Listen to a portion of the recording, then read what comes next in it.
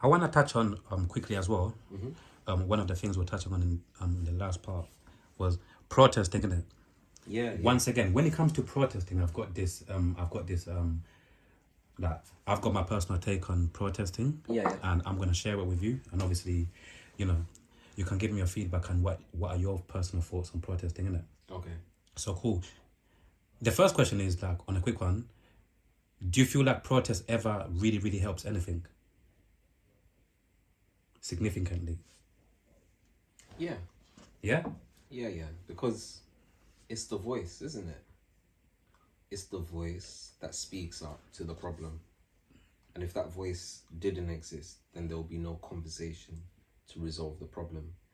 Even though we know that the chips are stacked against us, and that we know that whether we're doing Black Lives Matter movements or Free Palestine movements or whatever it might be, even though we know the chips are stacked against us, it is still absolutely necessary that we protest, because even if it doesn't, like I said, drastically change anything, it really does inspire the people. It really does reach out to the people to think a bit more about what is really going on.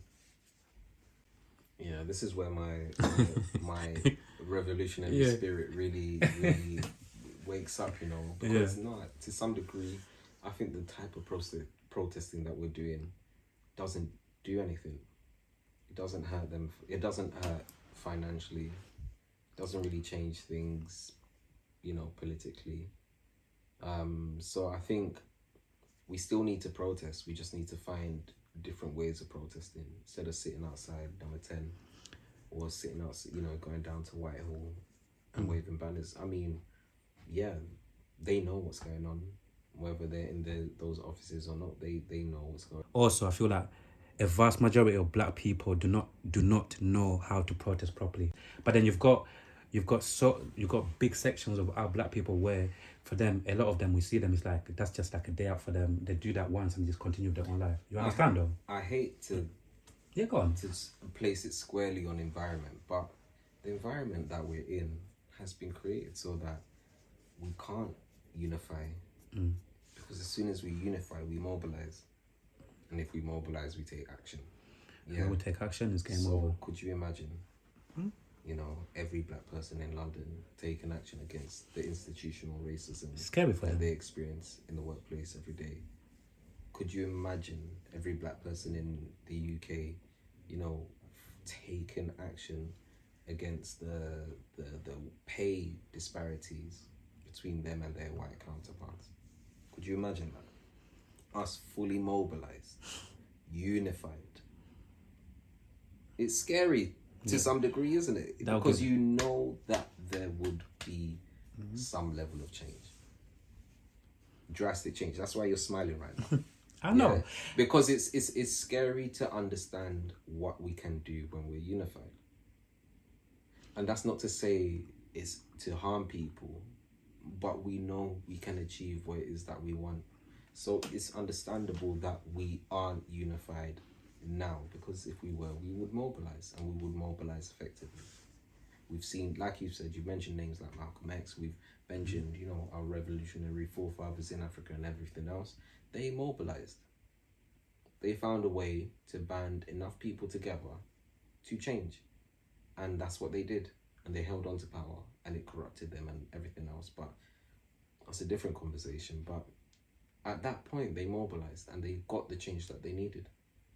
Yeah, so I still think it's achievable. But like I said, we need to figure out a different way of protesting. I totally agree. You have been, how many years have you been married for? This is my third year. Your third year, yeah? Alhamdulillah, and I hope, there's plenty more years to come in future, inshallah. And overall, how long, I'm going to lead up to something here, like something very interesting. And overall, like, how long have you been with your woman for? All right, so this is the 10th year. All right, so she'll say it different. Yeah. This is the 10th year that we met. Yeah, so in late August of this year will be the 10th anniversary of us meeting. But it's our 9th year together. Sorry, I hit the mic. It's our 9th year together. I'm not going to lie, man. Look, the key, Alhamdulillah. alhamdulillah, longevity. Obviously, you know, as a brother, like, you know, out here, the streets are cold.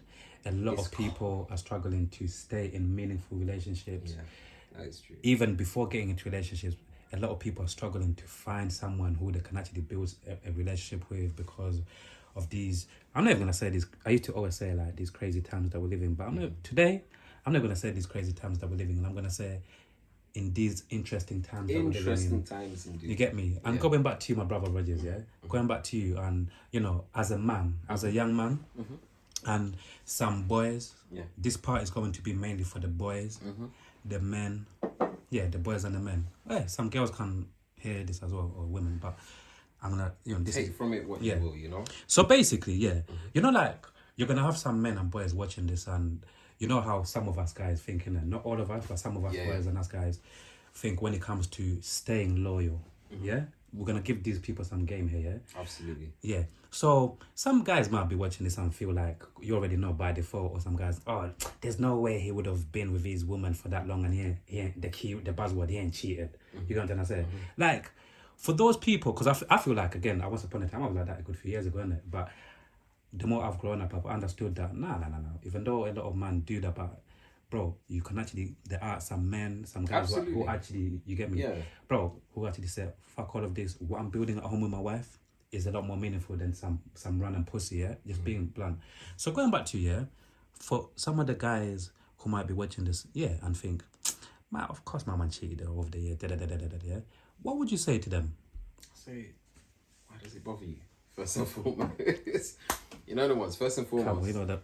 What a next man is doing should not really bother you. Yeah, but I can also understand why that question, you know, might bother you or might be interesting to you. And what I think I've learned in this relationship is that you really need to learn how to respect your partner's boundaries. I feel like love is beautiful, but you know, a house that's not built on loyalty and respect is a dead house. No matter what love that you pour into it, it will be a cold, dead love type shit. I don't think you'll be able to peel the real layers behind it. So loyalty and respect, and that's just to understand what the boundaries are for your partner and to not exceed them, you know, because you will create a monster. For you, like, what kind of, over the years, like, what kind of things, like, have you guys done in terms of, like, to make sure that, you know, this thing that you've had for so many years hasn't been, obviously everybody has difficult times, but for years, like, in terms of, like, you guys making sure it doesn't break completely, and this thing called love that you guys are building for years can stay as strong as possible, and even in future for you guys to even potentially make it even stronger. You get me? What type of things? Because like we always said, that's why some people end up stepping up, because certain relationships, hence why I've broken up with my ex, certain people break up with their partners, where it's like, for whatever reason, relationships always get to this moment, to this point where it's make or break, where it's like, either that person might be in a different headspace. You know how some people might end up growing apart and whatever. So I'm gonna say one thing, first and foremost, to start that, what I've seen in today's climate is that people give up too easily. And what I mean to say is that, not to say that you should endure bullshit, but I think people really need to be mindful about the conversation that they're having, and really be mindful about whether they've really communicated in an effective way to get an effective answer, if that makes sense. As for what has worked for us, or what I have delivered in the relationship, is knowing that the only person I can control is myself. And that takes time, because, you know, nobody wants to be cheated or nobody wants to be hurt and whatever, but, you know, I express what my boundaries are, what my limitations are, and I have trusted that my person will adhere to those, you know. And I've learned to recognize as well that I can't control another human being. If they want to go and cheat, they will go and cheat. What I can control is my response or reaction to that. And I've learned that a reaction does nothing. Does nothing to change me. And in fact it does. A reaction just changes me. It changes my nature inside, but it doesn't change me for the better. Whereas a response can change the world around me, you know. So I can react and shout, scream, decide to stay, decide to leave after that episode, whatever, or I can respond to that and just recognize that this is a human having a human moment, and in my ethos of things that I've got going on, this isn't something that I can sustain or I can live with. So what I'm going to do is say, as much as I love you, and I do love you, and that is a reality of things, this is not something that we can maintain with. Like, this has broken whatever trust I have inside me. So as much as I love you, I'm going to do what respects me. I'm going to do what, you know, will heal me through this pain, whatever, and leave. You know, and I feel like that's it with cheating. I feel cheating as well is always a choice. You don't stumble upon it. You don't whatever. I feel like when you know that you have the choice to cheat, you also know that you have the choice to do the right thing and just call things off. Do you honestly believe that there's some people who honestly just get drunk or off drugs and they clearly make a mistake? I believe mistakes do happen. So I believe there is context to every situation. But like I said, it's not, I can't control how much drink Camel's gonna drink, you know, the ones, or whoever's gonna drink. True. Or on a night to then find himself in that situation. The only thing I can control is my response to that. I hear it. Yeah. And I can say, do you know what? This person, you know, the good outweighs the whatever it might be. Yeah, and stay, or I can say whatever it might be and leave. But I need to make the decision that respects myself and upholds my boundaries and everything else. Yeah. But what I find in today's society is that, okay, cheating is a big thing, yeah. But I find on some of the small minor skirmishes, people aren't willing to really put in the work, and I feel people get lost in the bravado of a relationship, i.e., how it looks to society, i.e., how good it makes them feel, and only the good. I feel like a lot of people are only interested in the good. Yeah, they're not really interested in the work that comes with knowing somebody and blending your worlds and creating something new, and, you know, dealing with all that childhood trauma, and they're dealing with your childhood trauma, and Trauma bonding. you know, like, you're trying to make sure you don't trauma bond, and that that your relationship is not symbiotic, that we're just feeding off each other's shit kind of thing, and that we're actually challenging each other and breaking down our barriers and breaking down our ideas of ourselves. You know, I feel people aren't really prepared to do that. They just want what's good for Instagram. They want a wedding. You know, they want to say that they've done it. They want to say that they've done it before this age. You know, I don't think there's real thought behind saying that I'm going to dedicate myself to this person. There's a reason why in the deen, you know, like in Islam, it's 50% of your deen to get married, you know, because it's such a spiritual, it's a spiritual thing. Like, it's twofold. When we got married, we'd already been together for some time, and not to say that it didn't feel different, but it just felt brighter, if that makes sense. When you got married? Yeah. Like, the room just felt brighter. I could see more, or like the colors popped a lot brighter. They still do, you know, like, that's my vision now type shit. But alhamdulillah, man, it's the best thing I've done. You know, the ones, like, it's brought so much peace, so much unity. It's like, this is my family. You know, we've got children together as well. It's even the way, like, the elders kind of even respond to you as well. It's like there's a different layer of respect with it. Like, it's weird. They speak to me. Obviously, I'm still like a son, a nephew, whatever it may be, but there's a bit more vim in their voice. There's a bit more respect with it. It's like I'm talking to a dad here as well. I'm talking to a patriarch. Yeah. You know, I'm not just chatting to a young boy here. Respect I'm levels not- are different. Yeah. There's a different respect to it. So, yeah, I think the room was just brighter after getting married. But I feel what is holding a lot of people back is the hard work and perhaps enduring a lot more bullshit than they actually need to. I think it's really important that you establish your boundaries very early on, and boundaries change as well. So being clear about that consistently, I think, will help a lot of people. That's definitely what has helped me. Yeah. How is your mental health? Your mental health at the moment?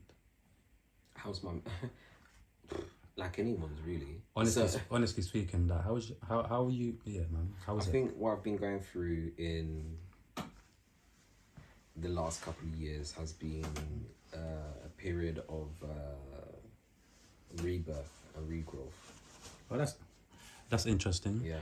For people that might not maybe understand what is maybe the process of a rebirth or like a rebrand, like you said, what does that mean exactly? It's I've had to kill myself so I can really live. Yeah. I've had to kill my ego.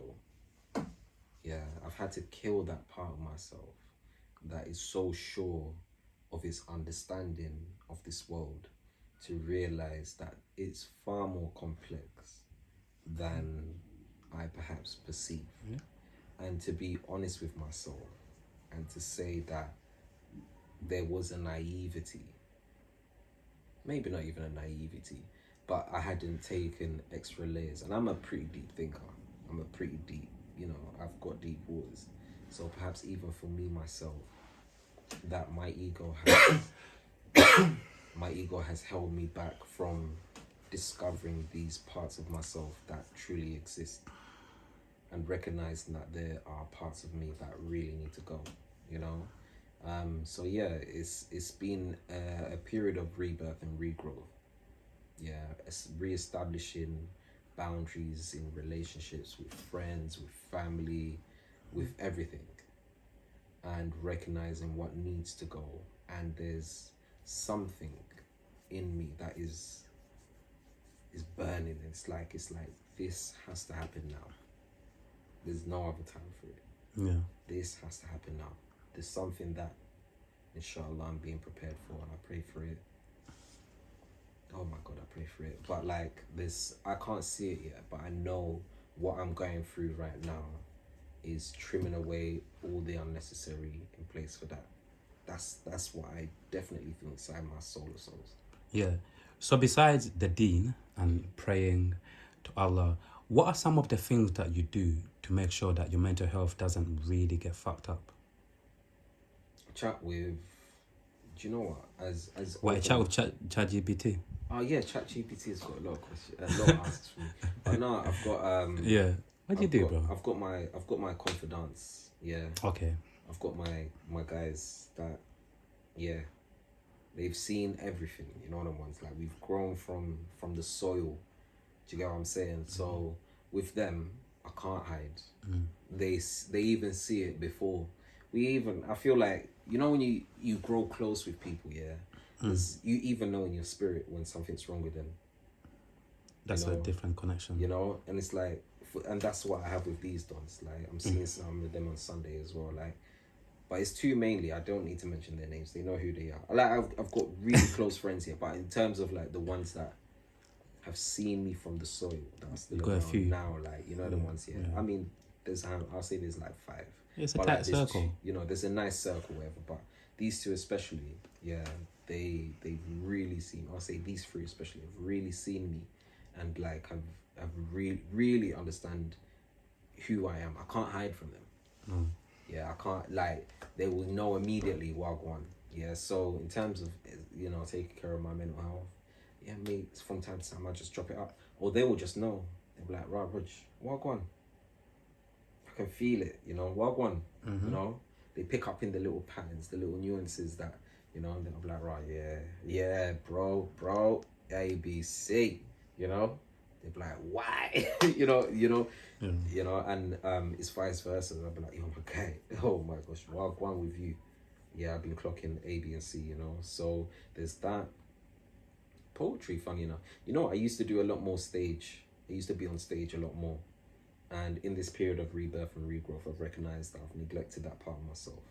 And that's taken a toll on my mental health as well. So definitely going to be getting back on stage, inshallah, with the poetry. But I do Inshallah. write. I do write. I write all the time, you know. But yeah, I guess I was writing to express so that it wouldn't be just stored inside or stored on paper.